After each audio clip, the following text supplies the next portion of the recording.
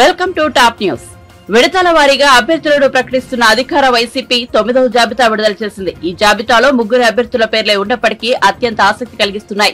మంగళగిరిలో నారా లోకేష్ కు పోటీగా గతంలో గంజి చిరంజీవిని ఇన్ఛార్జిగా ప్రకటించిన వైసీపీ హైకమాండ్ కొత్త ఇన్ఛార్జిని తీసుకొచ్చింది. గంజి చిరంజీవి స్థానంలో మురుగుడు లావణ్యను కొత్త ఇన్ఛార్జిగా ప్రకటించారు. మురుగుడు లావణ్య కొత్తగా వైసీపీలో చేరగా కొన్ని గంటల్లోనే ఆమె పేరు అభ్యర్థుల జాబితాలో చేర్చారు. మురుగుడు లావణ్య ఎవరూ కాదు, మాజీ ఎమ్మెల్యే కాండ్రు కమల కుమార్తె, మాజీ మంత్రి మురుగుడు హనుమంతరావు కోడలు.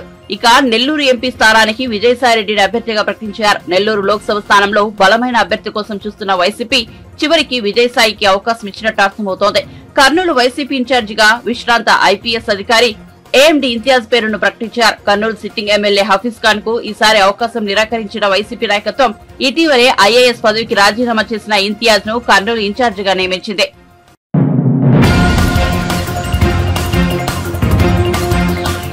పులివెందుల నియోజకవర్గంలో గత ఎన్నికల్లో సీఎం జగన్ చేతిలో ఓటమి పాలైన ఎస్వి సతీష్ కుమార్ రెడ్డి వైసీపీలో చేరారు. తాడేపల్లి క్యాంప్ కార్యాలయంలో సీఎం జగన్ సమక్షంలో సతీష్ కుమార్ రెడ్డి వైసీపీ తీర్థం పుచ్చుకున్నారు. సతీష్ కుమార్ రెడ్డికి వైసీపీ కండువా కప్పిన సీఎం జగన్ ఆయనను పార్టీలోకి సాదరంగా ఆహ్వానించారు. పార్టీ కోసం కృషి చేయాలని సూచించారు. ఈ కార్యక్రమంలో ఎంపీ అవినాష్ రెడ్డి కూడా పాల్గొన్నారు. 2014, 2019 ఎన్నికల్లో సతీష్ కుమార్ రెడ్డి టీడీపీ అభ్యర్థిగా పులివెందులలో సీఎం జగన్ పై పోటీ చేసి ఓటమి పాలయ్యారు. అంతకుముందు 2004, 2009లో సతీష్ కుమార్ రెడ్డి దివంగత వైఎస్ఆర్ చేతిలో ఓడిపోయారు. 2011లో టీడీపీ తరపున కడప స్థానిక సంస్థల ఎమ్మెల్సీగా ఎన్నికయ్యారు. శాసన మండలికి డిప్యూటీ చైర్మన్ గాను వ్యవహరించారు. ఆయన 2020లో టీడీపీకి రాజీనామా చేశారు.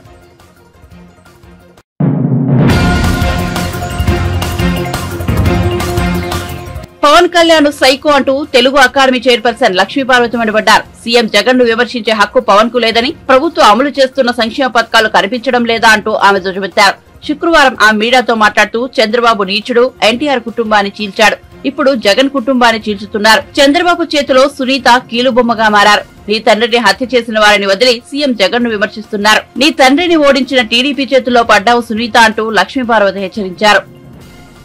నిలబెట్టినందుకు పాతాళానికి దొక్కేస్తారా? నీ దత్త తండ్రి నువ్వు కలిసి ఏం తప్పు చేశాడు జగన్మోహన్ రెడ్డి? నువ్వు నిష్కారణంగా జగన్మోహన్ రెడ్డి గారి మీద కోపం పెంచుకున్నావు, ద్వేషం పెంచుకున్నావు. కోపం వేరు, ద్వేషం వేరు. అతను ఎప్పుడూ కూడా నీ కుటుంబం జోలు రాలేదే, మీ తల్లిగారిని గురించి ఒక్క మాట అనలేదే, మీ ఇంట్లో వాళ్ళ గురించి ఆయన ఏం మాట్లాడలేదే. నువ్వెంతసేపు కూడా జగన్మోహన్ రెడ్డి గారి మీద అతి ద్వేషంతో, పెంచుకున్నటువంటి ద్వేషంతో ఆ దుర్మార్గుడు కావలి కుక్కలాగా మారిపోయావే నువ్వు. ఎంత దారుణమైనటువంటి విషయం ఇది! నీకు అవమానం అనిపించట్లేదా? నువ్వు ఎంత గొప్ప నటుడివయ్యా. ఒకనాడు మీ అన్న తర్వాత నువ్వే కదా అంత గొప్ప స్థాయి ఉన్నవాడివి. అలాంటి వాడివి ఈరోజు ఎందుకు ఆ ఇంటికి ఆ విధంగా కాపలా కాస్తా ఉన్నావు? చంద్రబాబు లాంటి అవినీతి పరుడు, చంద్రబాబు లాంటి వెధవ, చంద్రబాబు లాంటి వెన్నుపోటుదారుడు, చంద్రబాబు లాంటి నీచుడు, చంద్రబాబు లాంటి హంతకుడు, చంద్రబాబు లాంటి ఇక ఎలా చెప్పాలంటే అన్నిటికీ నేనే ప్రత్యక్ష సాక్షిని, స్మగ్లర్ కూడా అతను, అవన్నీ మాకు తెలుసు. చంద్రబాబు లాంటి ఒక పెద్ద అరాచక శక్తి ఈ వ్యవస్థలన్నింటినీ కూడా గుప్పెట్లో పెట్టుకుని సర్వనాశనం చేసినటువంటి వ్యక్తి. అట్లాంటి వాడు ఈ రాష్ట్రం నుంచి ఎప్పుడు తొలగిపోతాడని జనమంతా కూడా చూస్తూ ఉంటే నువ్వు పోయి ఏదో ఈ కేసులు అదృష్టం కొద్ది బయటపడి అతను జైలు పోతే నువ్వు పోయి అక్కడ పోయి స్ట్రైక్ చేస్తావా? ఏంటి? ఒక అన్యాయానికి, ఒక అరాచక శక్తికి నువ్వు సపోర్ట్గా నిలబడతావా? ఏంటి అసలు మీ ఇద్దరు అనుబంధం ఏంటి? ఒక్కసారి చెప్పు.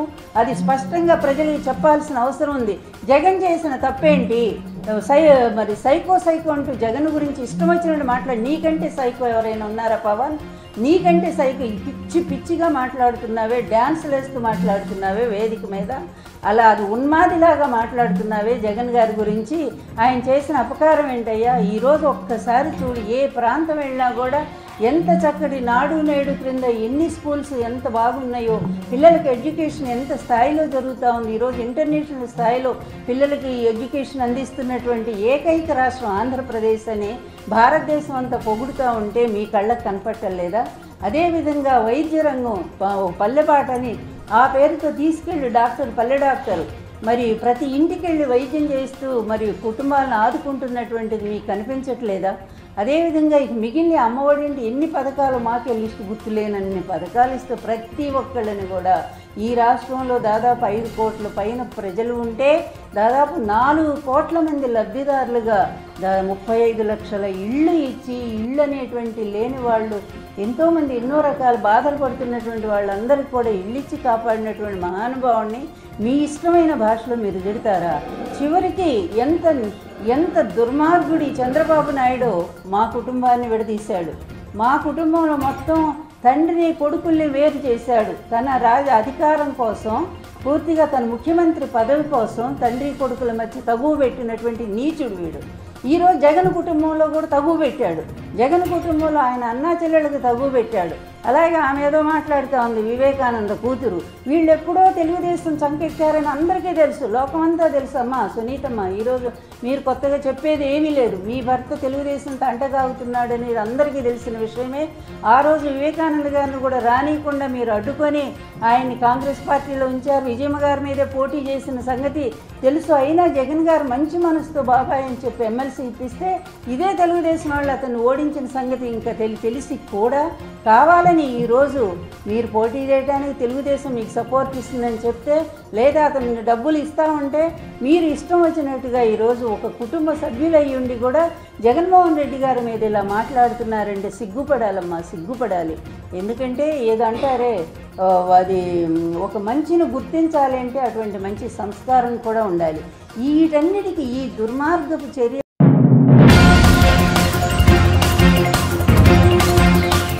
మేడిగడ్డలోని కొన్ని పిల్లర్లు మాత్రమే కుంగిపోతే ప్రాజెక్టు మొత్తం పోయినట్లుగా కాంగ్రెస్ నేతలు మాట్లాడుతున్నారని సిద్దిపేట ఎమ్మెల్యే హరీష్ రావు మండిపడ్డారు. మేడిగడ్డలో పర్యటించిన అనంతరం ఆయన మీడియాతో మాట్లాడుతూ కాళేశ్వరం ప్రాజెక్టులో భాగమైన మేడిగడ్డ బ్యారేజీలో కొన్ని పిల్లర్లు మాత్రమే డ్యామేజ్ అయ్యాయని తెలిపారు. ఇక్కడకు ముఖ్యమంత్రి రేవంత్ రెడ్డి బృందం గతంలో వచ్చి ప్రజలకు తప్పుడు సమాచారం ఇచ్చిందని ఆరోపించారు. కాంగ్రెస్ ప్రభుత్వం డైవర్షన్ రాజకీయాలు చేస్తోందని దుమ్మెత్తారు. తాము మేడిగడ్డ పర్యటనకు వస్తే దాని నుంచి మళ్లించేందుకు కాంగ్రెస్ వాళ్లు పోటీ పర్యటనలు చేయడం విడ్డూరమన్నారు. ఇలా ఉత్తమ్ కుమార్ రెడ్డి గారు కానీ కాంగ్రెస్ పార్టీ నాయకులు పదే పదే అవినీతి అని చెప్పి మాట్లాడుతూ ఉన్నారు. అసలు అవినీతి గురించి మాట్లాడే నైతిక హక్కు కాంగ్రెస్ పార్టీకి ఉందా? అవినీతికి care of address Congress party. ఈ దేశంలో, ఈ రాష్ట్రంలో అసలు కాంగ్రెస్ పార్టీ హయాంలో జరిగిన స్కాములు తీస్తే చాంతాడంత లిస్ట్ వెళ్తుంది. ఆనాడు మీరు జలయజ్ఞంలో తెలంగాణ ప్రాంతంలో మీరు ఎన్ని ప్రాజెక్టులు చేపట్టినారు? అసలు ఒక్క ప్రాజెక్ట్ అన్న తెలంగాణ ప్రాంతంలో పూర్తయిందా? 33 ప్రాజెక్టులు జలయజ్ఞంలో మీరు చేపడితే 10 ఏళ్ల కాంగ్రెస్ పాలనలో ఒక్క ప్రాజెక్టు కూడా మీరు పూర్తి చేయలేదు. జలయజ్ఞాన్ని ధనయజ్ఞంగా మార్చింది మీరు ఆ రోజు కాగు 52,000 కోట్ల రూపాయల అవినీతి జరిగిందని మీ జలయజ్ఞాన్ని ఆ రోజు తప్పు పట్టినటువంటి విషయాన్ని నేను గుర్తు చేస్తా ఉన్నా. అసలు ఈపీసీ పద్ధతి తెచ్చింది మీరు, అవినీతికి మరి తలుపులు తెచ్చింది మీరు. మేము వచ్చిన తర్వాత ఈపీసీ విధానం రద్దు చేసినాం. మీరు పెట్టిన మొబిలైజేషన్ అడ్వాన్స్ను రద్దు చేసినాం. ఇదే ప్రాణహిత చేవెళ్లలో 0.5% ఉండే సర్వే అండ్ మొబిలైజేషన్ అడ్వాన్స్కి ఇచ్చే సర్వే కోసం ఇచ్చే మొబిలైజేషన్ అడ్వాన్స్, దాన్ని 3.5%కు పెంచి ఇవాళ అడ్డగోలుగా కాంట్రాక్టర్ల జేబులు నింపింది ఇవాళ ఆనాటి కాంగ్రెస్ ప్రభుత్వం. సర్వే అండ్ మొబిలైజేషన్ అడ్వాన్స్ల పేరు మీద పెద్ద ఎత్తున ఇవాళ మీరు ఆ రోజు డబ్బులు దోచిపెట్టినటువంటి ప్రయత్నం చేసినారు. 4 ఏళ్లలో ప్రాణహిత చేవెళ్ల ప్రాజెక్టు పూర్తి చేస్తామని చెప్పిన మీరు 4 ఏళ్లలో మీరు చేసిన పని 160 కోట్లు. సర్వే అండ్ మొబిలైజేషన్ అడ్వాన్స్ మీద ఇచ్చింది 1450 కోట్లు. చేసిన పని 160 కోట్లు. సర్వే మొబిలైజేషన్ అడ్వాన్స్ మీద లేపిన బిల్లులు 1450 కోట్లు కాంట్రాక్టర్లకు ఇచ్చింది మీరు. ఇలా మీరు మాట్లాడుతుంటారు చేసిన పని 160 కోట్లు, ఎత్తిన బిల్లులు 1450 కోట్లు. ఇక మీరు అవినీతి గురించి మాట్లాడతారు. 7 ఏళ్లలో ప్రాణహితకు శంకుస్థాపన చేసి 7 ఏళ్ల అధికారంలో ఉంటే తమ్మిడిహట్టి దగ్గర తట్టెడు మన్ను దవ్వలే మీరు. కనీసం అంతర్రాష్ట్ర ఒప్పందం చేయలే. 3 చోట్ల కాంగ్రెస్ ప్రభుత్వం ఉన్నా మహారాష్ట్రతో ఒప్పందం చేయలేనటువంటి ప్రభుత్వం పార్టీ మీ కాంగ్రెస్ పార్టీ. మీరు ఆ మాట్లాడేది? శ్రీహర్ అన్న చాలా వివరంగా చెప్పిండు ఎందుకు మార్చినామని. ఇవాళ పాపం ఆయన మరి అమాయకంగా మాట్లాడుతుండా, తెలిసి మాట్లాడుతుండా పాపం, లేదంటే రేవంత్ రెడ్డి గారి సావాస దోషం ఉత్తమ్ కుమార్ రెడ్డికి అంటుకున్నదో నాకైతే డౌట్ వస్తున్నది. రేవంత్ రెడ్డి నోరు తెరిస్తే ఆయన మాట్లాడతాడు, కానీ ఉత్తమ్ కుమార్ రెడ్డి కూడా ఈ మధ్యలో అదే పని మోపైంది. ఆయన ఏమంటుండే, ఇవాళ హైదరాబాద్ లో ప్రెస్ మీట్ పెట్టి తమ్మిడిహట్టి దగ్గర నీళ్లు లేవని బీఆర్ఎస్ పార్టీ దుష్ప్రచారం చేస్తుందట. ఇది సెంట్రల్ అసెంబ్లీలో కూడా అట్లే అబద్ధాలు ఆడిండు. దొరకబట్టి చెప్తే కనీసం తలకాయ కిందకేసుకున్నాడు. అసెంబ్లీలో ఇరిగేషన్ మీద వాళ్ళు విడుదల చేసినటువంటి బుక్కులో అన్ని తప్పులే, శుద్ధ తప్పులు. అసెంబ్లీ సాక్షిగా అప్పటిదప్పుడు దొరకబట్టి మాట్లాడితే క్షమాపణ చెప్పమంటే నోరు తెరవలే. ఇవాళ కూడా మళ్ళీ అబద్ధం మాట్లాడింది. నీళ్లు లేవు అని బీఆర్ఎస్ పార్టీ దుష్ప్రచారం చేస్తుంది అంటారు. ఇది సెంట్రల్ వాటర్ కమిషన్ మన రాష్ట్ర ప్రభుత్వానికి రాసిన లేఖ 4 మార్చ్ 2015, 4 మార్చి 2015 నాడు కేంద్ర జల సంఘం తమ్మిడిహట్టి దగ్గర నీళ్లు లేవు, ప్రత్యామ్నాయం చూసుకోండి అని కేంద్ర జల సంఘం మన రాష్ట్రానికి రాసిన లేఖ. నీకు బంప్తా ఉత్తమ్ కుమార్ రెడ్డి, ఇప్పటికైనా నువ్వు మరి రేవంత్ రెడ్డి లెక్క మారకు, నీ పరువు తీసుకోకు, ఒక మంత్రిగా బాధ్యతాయుతంగా మాట్లాడు. ఇవాళ ఇదేదో బీఆర్ఎస్ పార్టీ చేస్తున్న ప్రచారం కాదు, ఇది కేంద్ర ప్రభుత్వం సిడబ్ల్యూసి రాసిన లేఖ. ఇది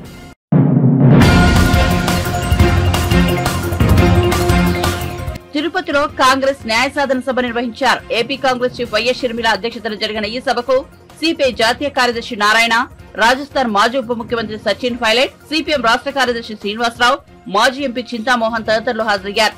కాంగ్రెస్ వర్గాల సభను ప్రత్యేక హోదా డిక్లరేషన్ సభగా అభివర్ణించాయి. ఈ సభను ఎస్వి తారక రామ స్టేడియంలో ఏర్పాటు చేశారు. ఈ సభలో షర్మిల ప్రసంగిస్తూ 2014లో ప్రధాని నరేంద్ర మోదీ తిరుపతిలోని ఇదే మైదానానికి వచ్చారని గుర్తు చేశారు. ఆంధ్రప్రదేశ్ రాష్ట్రానికి 10 ఏళ్ల పాటు ప్రత్యేక హోదా ఇస్తారని తిరుపతి ప్రజల సాక్షిగా మోదీ హామీ ఇచ్చారని వెల్లడించారు.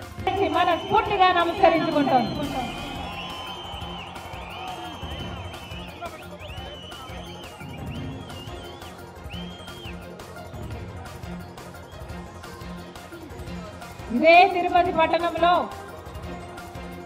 ఇదే మైదానంలో అప్పటి బీజేపీ నాయకుడు, ఇప్పటి ప్రధానమంత్రి మోడీ గారు 2014లో ఇదే మైదానానికి రావటం జరిగింది. ఇదే మైదానంలో ఆ రోజు తిరుపతి పట్టణ ప్రజలకు సాక్షిగా ఆంధ్ర రాష్ట్ర ప్రజలకు ఇచ్చిన వాగ్దానం 10 సంవత్సరాల ప్రత్యేక హోదా, 10 సంవత్సరాలు ఆంధ్ర రాష్ట్రానికి స్పెషల్ కేటగిరీ స్టేటస్ ఇస్తాము అని మోడీ గారే ఇదే మైదానంలో నిలబడి 2014లో ఆ రోజు రాజకీయాల కోసం, ఓట్ల కోసం, ఆంధ్ర రాష్ట్ర ప్రజల మెప్పు కోసం ఇదే మైదానంలో నిలబడి 10 సంవత్సరాల ప్రత్యేక హోదా అని ఆంధ్ర రాష్ట్ర ప్రజలకు వాగ్దానం చేసిన వ్యక్తి ఇప్పటి ప్రధానమంత్రి మోదీ గారు. ఎన్ని మాటలు చెప్పాడా సభలో ఒక్కసారి గుర్తు తెచ్చుకోండి. ఆంధ్ర రాష్ట్ర ప్రజల బాధ నాకు అర్థమవుతుంది, ఆంధ్ర రాష్ట్ర ప్రజల ఆ వేదన నాకు అర్థమవుతుంది, అందుకే నీకు భరోసా ఇవ్వడానికే వచ్చాను. ఆంధ్ర రాష్ట్రానికి 10 సంవత్సరాల ప్రత్యేక హోదా బీజేపీ పార్టీ అధికారంలోకి వచ్చిన వెంటనే అమలు చేస్తాము అని ఇదే మైదానంలో మోడీ గారు ఢిల్లీని మరిపించేటట్టు తయారు చేస్తాను అన్నాడు. ఆంధ్ర రాష్ట్రంలో కేజీబీసీ నుండి ఇంధన ఉత్పత్తి జరుగుతుంది, పెట్రోలియం రీసెర్చ్ యూనివర్సిటీ అని చెప్పాడు. ఇలాంటి ఎన్ని మాటలు చెప్పాడు మోడీ గారు. కనీసం ఒక్కటైనా నెరవేరిందా?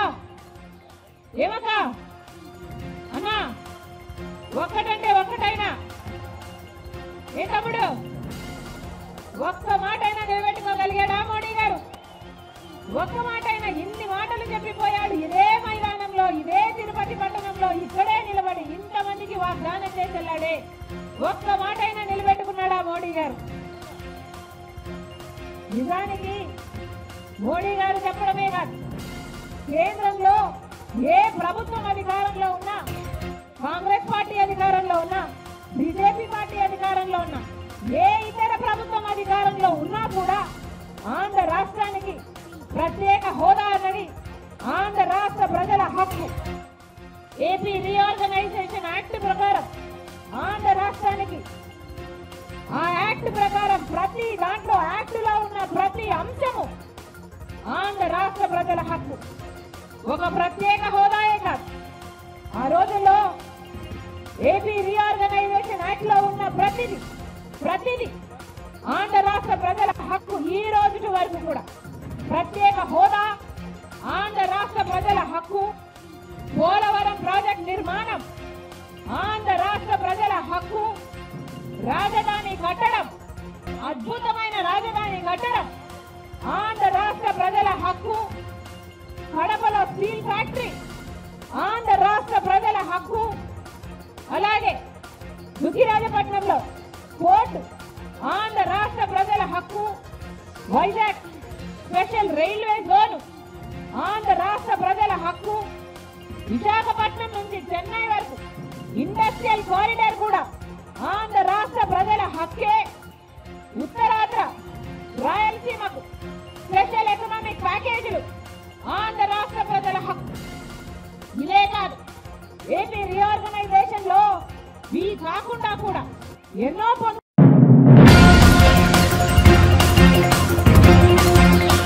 వైఎస్ వివేక హత్య కేసుకు సంబంధించి ఆమె కుమార్తె వైఎస్ సునీతారెడ్డి సంబంధించిన ప్రశ్నలను ముఖ్యమంత్రి జగన్ సమాధానాలు చెప్పాలని తెలుగు సీనియర్ నేత వర్లరామయ్య డిమాండ్ చేశారు. సమాధానం చెప్పకుండా తప్పించుకుంటే ఎలా అని ప్రశ్నించారు.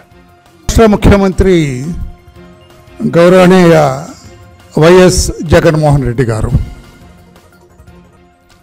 2019 మార్చి 14 అర్ధరాత్రి దాటిన తర్వాత 15వ తారీఖు వేకువజామున ఆయన పినతండ్రి వైఎస్ వివేకానందరెడ్డి గారు, అంటే రాజశేఖర రెడ్డి గారు వీరి నాన్న ముఖ్యమంత్రి గారి తండ్రి, ఆయన తమ్ముడు వైఎస్ వివేకానందరెడ్డి ఘోరంగా హత్య చేయబడినాడు. పులివెందల్లో ఆయన ఇంట్లో గొడ్డలతో నరకబడినాడు ఆయన ఇంట్లో.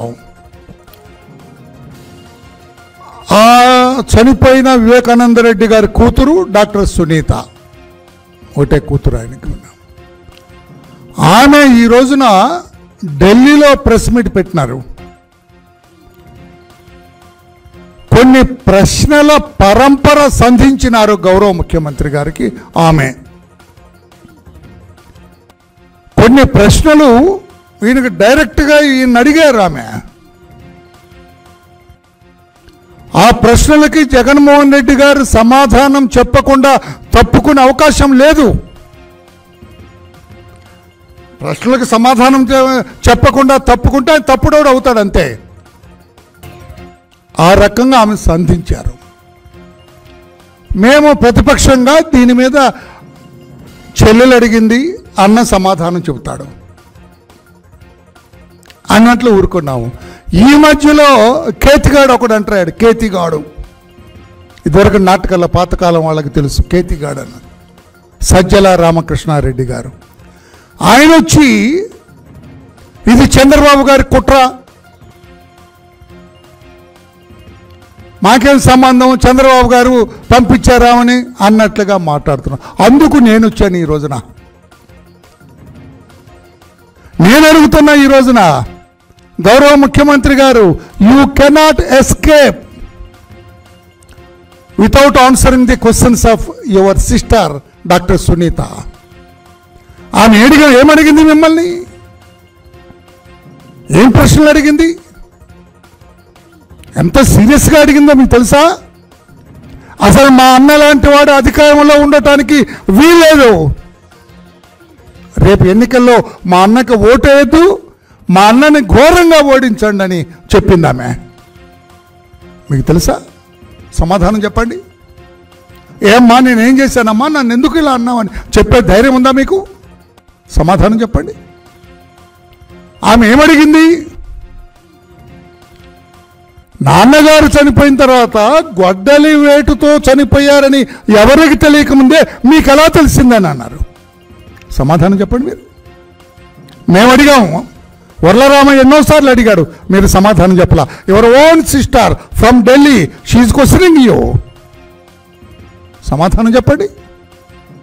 ఎలా తెలిసింది అంటే ఈ వార్త గొడ్డలతో నరికినట్టు బహిరంగంగా ఈ సమాచారం మీకు రాకముందే మీకు తెలుసు. అదే కదా దాని అర్థం. ఆమె అడిగింది ఇంకొక ప్రశ్న, అన్నా జగన్ అన్న గవర్నర్ దగ్గరికి వెళ్ళి అడిగావు కదా సిబిఐ ఎంక్వైరీ కావాలని.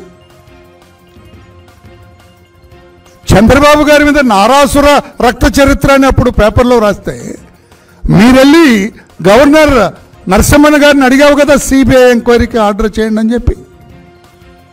అదే మీరు ప్రతిపక్ష నాయకుడిగా ఉండగా హైకోర్టులో మీరు పిటిషన్ వేశారు కదా, సిబిఐ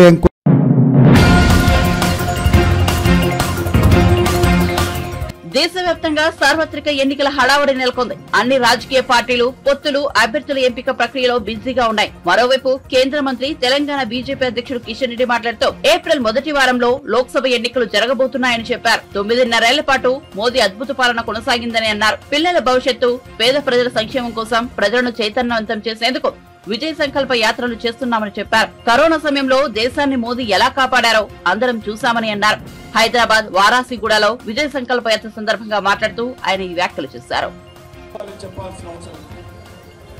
ఓటు హక్కు అనేటువంటిది రాజ్యాంగం మనకిచ్చినటువంటి అత్యంత ఆయుధము, శక్తివంతమైనటువంటి ఆయుధము, ప్రధానమైనటువంటి హక్కు, ప్రధానమైనటువంటి బాధ్యత.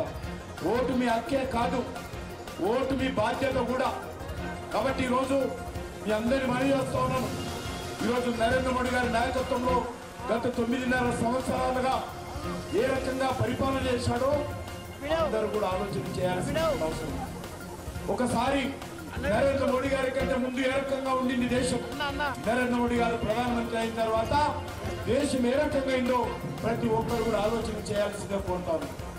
ఈరోజు కాంగ్రెస్ పార్టీ కానీ బీఆర్ఎస్ పార్టీ కానీ అనేక రకాలుగా మాట్లాడుతూ ఉన్నారు. నేను ఈరోజు ఛాలెంజ్ చేస్తా ఉన్నాను. గత 10 సంవత్సరాల క్రితం ఏదైతే యూపీఏ హయాంలో ఇదే కేసీఆర్ కాంగ్రెస్ మంత్రివర్గంలో మన్మోహన్ సింగ్ గారి మంత్రివర్గంలో పనిచేసింది. నేను ఈరోజు 10 సంవత్సరాల క్రితము దేశం ఏ రకంగా ఉండింది, ఈ రోజు ఏ రకంగా ఉందో చర్చకు సిద్ధంగా ఉన్నాం. 10 సంవత్సరాల క్రితము ఇదే హైదరాబాద్ నగరంతో సహా దేశమంతా ఎక్కడ చూసినా కూడా శాంతి భద్రతల సమస్య ఉండేది, ఉగ్రవాద కార్యక్రమాలు ఉండేది, తీవ్రవాద కార్యక్రమాలు ఉండేది, పాకిస్తాన్ ఐఎస్ఐ కార్యక్రమాలు ఉండేది. మన హైదరాబాద్ నగరంలో కూడా నేను మనవి చేస్తా ఉన్నాను, కాంగ్రెస్ పార్టీకి మీరే అధికారంలో ఉన్నారు. ఈరోజు ముఖ్యమంత్రి అంటున్నాడు యుద్ధం చేస్తారట. ఎవరి మీద యుద్ధం? నరేంద్ర మోడీ మీద యుద్ధం కాదు, కుటుంబ పరిపాలన మీద యుద్ధం చేస్తా ఉన్నాము. ఈ అవినీతి పాలన మీద మేము యుద్ధం చేస్తా ఉన్నాం అని చేస్తాము. యుద్ధం నరేంద్ర మోడీ మీద చేయాల్సింది ఈ పార్టీ ఏదైతే కాంగ్రెస్ పార్టీ సోనియా గాంధీ కొమ్ము కాస్తూ ఈ రాష్ట్రంలో ఈరోజు డబ్బు సంచులు, సూట్ కేసులు మోస్తా ఉన్నారో దాని మీద యుద్ధం చేయాలి. మీరు ప్రజలు దాని మీద యుద్ధం చేస్తా ఉన్నారు. అందుకే కాంగ్రెస్ పార్టీ రోజు రోజుకు కుంచుకపోతాం. 40 సీట్లు ఉన్నాయి. రానున్నటువంటి ఎన్నికల్లో ఆ 40 సీట్లు కూడా కాంగ్రెస్ పార్టీకి రావు. నేను మనవి చేస్తా ఉన్నాను. ఇదే హైదరాబాద్ నగరంలో గతంలో కాంగ్రెస్ పార్టీ అధికారంలో ఉన్నప్పుడు ఉగ్రవాదం ఏ రకంగా ఉంది. మనం ట్యాంక్ బండ్ దగ్గర సెక్రటరియట్ ఉంది, సెక్రటరియట్ దగ్గర లుంబిని పార్క్ ఉంది. ఆ లుంబిని పార్కులో కూడా లుంబినిలో లేజర్ షో అవుతా ఉంటే పాకిస్తాన్ ఐఎస్ఐ ఉగ్రవాదులు బాంబు పేలులు పెంచి అనేక మంది చనిపోయారు. మన కోటిలో గోకుల్ చాట్ బండార్లో అనేక మంది చాటు తింటా ఉంటే మహిళలు, పసిపిల్లలు, అమ్మాయిలు, అబ్బాయిలందరూ కూడా తింటా ఉంటే ఎప్పుడైతే సెక్రటరియట్ గా లుంబిని పార్కులో జరిగిందో అదే సమయంలో 0 to 0 గోకుల్ చాట్ బండార్లో బాంబు పేలులు జరిగాయి. దిల్సుఖ్ నగర్ లో బాంబు పేలులు జరిగాయి. అదే కాదు, దేశంలో ఏ నగరంలో తీసుకున్నా పాకిస్తాన్ ఐఎస్ఐ కార్యక్రమాలు ఉండేవి. ఈరోజు అడుగుతా ఉన్నాను, ఎందుకు ఈరోజు పాకిస్తాన్ ఐఎస్ఐ కార్యక్రమాలు తగ్గుముఖం పట్టాయో కాంగ్రెస్ పార్టీ నాయకులు చెప్తారా? చెప్పలేరు. ఎందుకంటే వాళ్ళు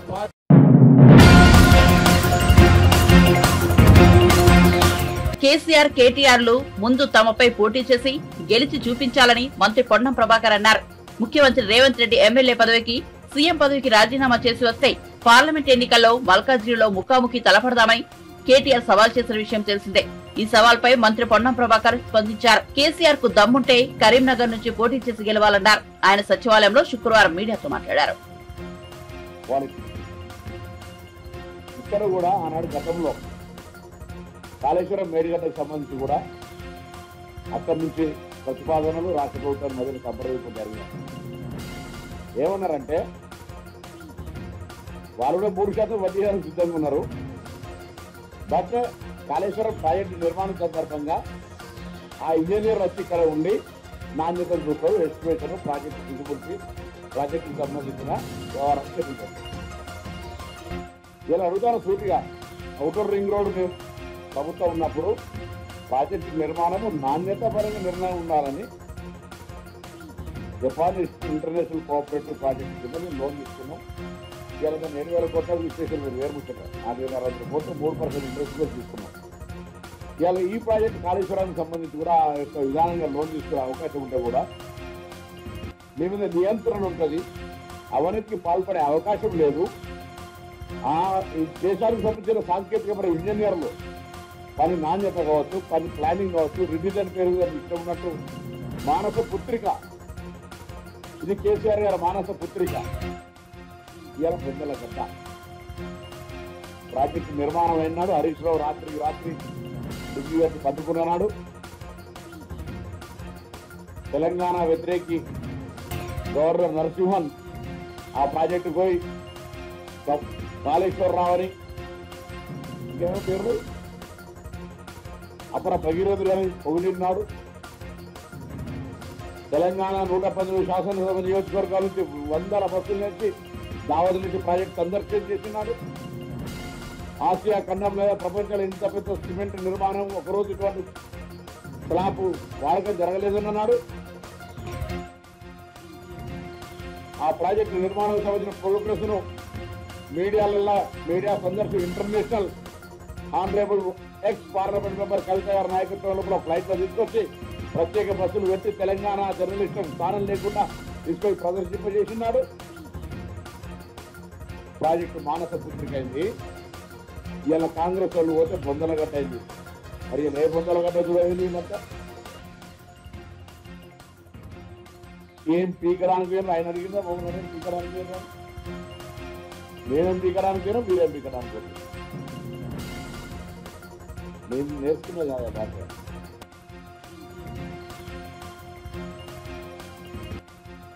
స్కూల్లో మాకు ఇట్లా నేర్పాలే, పొలిటికల్ స్కూల్గా సరిపోయి ఇట్లా అయిపోయింది భాష పూర్తిగా. ఈ మధ్య అయితే ఇంకా చూస్తున్నారు కదా, కనీసం ఆఖరికి అమ్మ పుట్టుక గురించి మాట్లాడే విధవాలు అయిపోయారు ఒక్కొక్కరు పార్లమెంట్ మెంబర్. అందరికీ తల్లి ఉంటాయి, తల్లి పుట్టింది కూడా ఆమె సొంత తల్లి పుట్టింది కూడా నరసత్తి చెప్పేదాకా ఆ తల్లికి కొడుకు ఎవరు తక్కువ మాట్లాడే కారణం ఏం చేస్తాం. కానీ సో ఈరోజు ఏ బుద్ధలగడ్డ చూడవేండ్రు, ఆనాడు మేము ఉమ్మడి రాష్ట్రం లోపల అశోక్ చౌహాన్ ముఖ్యమంత్రి, పవన్ కుమార్ బన్సాల్ కేంద్ర జలవనరుల శాఖ మంత్రి, జలశక్తి భవన్ లో ఆనాడు కిరణ్ కుమార్ రెడ్డి దగ్గర పార్లమెంట్ సభ్యులంగా 152 సంబంధించి చర్చలు జరిగినాయి. భూ సేకరణకు సంబంధించిన అంశాలు జరుగుతున్నాయి. కరెక్ట్ ఎట్లయినా ఆ రాష్ట్రం మా భూ నష్టం పోతే అంటే మనకి భూ నష్టం పట్టిస్తామని చెప్పాలి. సడన్గా పోయి మీ అందరికీ కలిసి గవర్నర్ విద్యాసాగర్ రావు ఈ రాష్ట్రము ఆ రాష్ట్రము ఏం జరిగిందో మొత్తానికి రివిజన్ పేరు మీద మన రాష్ట్రానికి సంబంధించి జరిగిందని ఇవాళ నేను ఒకటే 2-3 ప్రశ్నలు. ఒకటేమో జపాన్ ఇంటర్నేషనల్ కోఆపరేటివ్ ఏజెన్సీ నుంచి ఎందుకు మీరు లోన్ తీసుకొని 3% వడ్డీతోటి నాణ్యతగా వాళ్ళు పర్యవేక్షణలో ఎందుకు ఈ ప్రాజెక్టు నిర్మాణం చేయాలి రింగ్ రోడ్ వాళ్ళు రెడీ ఉన్నప్పుడు. రెండవది, మీరు ఆనాడు ఉన్నటువంటి సాంకేతికమైనటువంటి నీటి లభ్యతకు సంబంధించి సమ్మడి యాక్ట్ని ప్రతిపాదన చేస్తే దానికి సంబంధం లేకుండా 3 బ్యారేజీల పేరు మీద ఎత్తిపోసే విధంగా